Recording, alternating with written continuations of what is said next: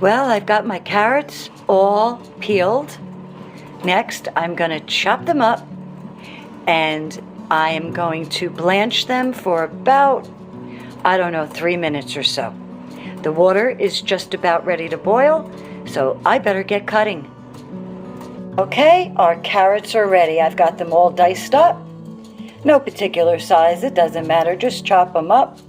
And then my water here is boiling, and this is not only a step I use in preparation for blanching and freezing, but blanching a vegetable and then freezing right after is actually good for the color to retain, and also it retains some of its vitamin values too. So, 3 minutes on the clock. Let's get back to the carrots then. Alrighty, I've got my ice cold water with some ice cube sticks floating around just to make it even more chillified. And I've got my steaming hot carrots that I just strained, and we're gonna blanch them in that freezing cold water. Good, carrots. You up for a polar plunge? There you go. Alrighty. We're gonna let them stay in there for a little bit. Then we're gonna strain them again. And then we're gonna set them up to be frozen. Look at that color that these carrots retained. Beautiful. Anyway, I removed them from the ice water. I drained them and then I patted them dry. And this is exactly the way we want. And I used to have gallon-sized freezer bags, but I ran out. So I'm gonna freeze them in these bowls, these plastic containers instead this time around. You know what I think I'm gonna do? I think I'm gonna buy reusable freezer bags. This way you never run out, they're always here on hand. Okay, there you go. Now, about an hour into freezing, I'm gonna take a peek at them in the freezer and I'm gonna shake them all around and then put them back in the freezer. I just don't want them to freeze into clumps. I don't want carrot balls. Anyway, okay, carrots are done. On to the next project. Would you look at this cute little cabbage? It sits in the palm of my hand. It does have weight though. Anyway, I am going to freeze this cabbage because I have another one too. But if you're only going to freeze your cabbage for a short period of time, you don't have to blanch it. I use cabbage often. I love cabbage, so I'm going to just freeze it for a short while.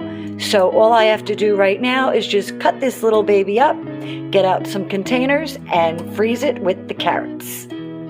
Oh, I feel like I'm melting. I was in the middle of cutting my cabbage, and I had to put the fan on.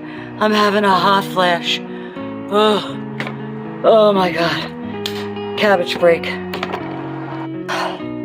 Okay, I'm back from my hot flash. I'm cooled down. I was able to cut my cabbage, and I'm gonna now put it into my container, and I will freeze these along with the carrots. And whenever I have a recipe, it'll be convenient because you just take them out and you got them. Oh, look who's making out today, okay?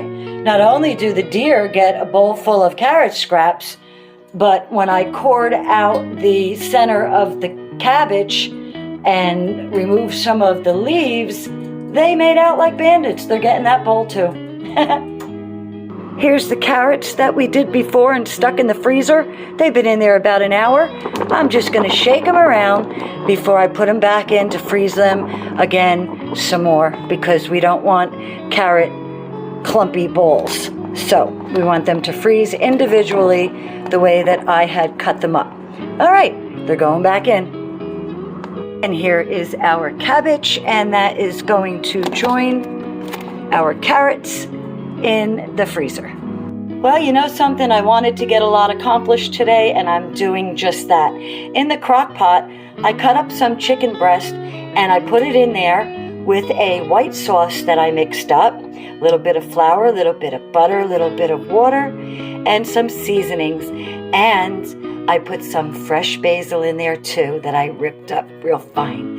And I'm going to cook this slow all day long. It's going to rip apart, be buttery and tender. Oh my God, it's going to be so good at the end of the day. I can't wait. Now I'm going to go on to another project, which will be dessert. Okay, I had a bag of frozen peaches, and I thought, how easy. I also have puff pastry. I'm going to combine the two. But first, I'm going to pour some sugar into the peaches and let them sit in the fridge for about an hour or two. And they're going to be sweet as anything. And I'm going to put them into that stuffed pastry. Probably make like, I don't know, either a small little peach pie or maybe a little pastry, like a turnover. I don't know. But we're going to put them in pastry and they're going to be good. Well, it's been a freezing cold day, but I've got a lot accomplished. Thanks for joining me.